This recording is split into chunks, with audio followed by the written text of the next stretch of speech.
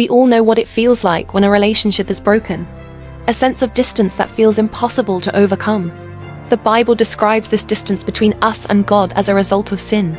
But it also speaks of God's incredible gift of grace. His desire to welcome us back. How does that happen? How does God bridge that impossible gap? The answer lies in a powerful idea the Bible calls atonement. The word itself gives us a clue.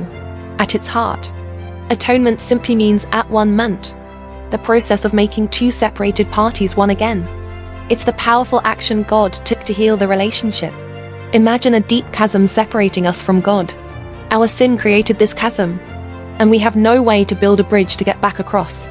The story of the gospel is that God didn't just shout instructions from the other side. He crossed the chasm himself in the person of Jesus. Through his life and sacrificial death, Jesus absorbed the consequences of our brokenness.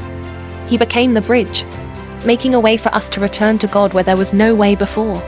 Because of the atonement, the way back to God is now open. The relationship is no longer defined by the chasm that separates, but by the bridge that connects.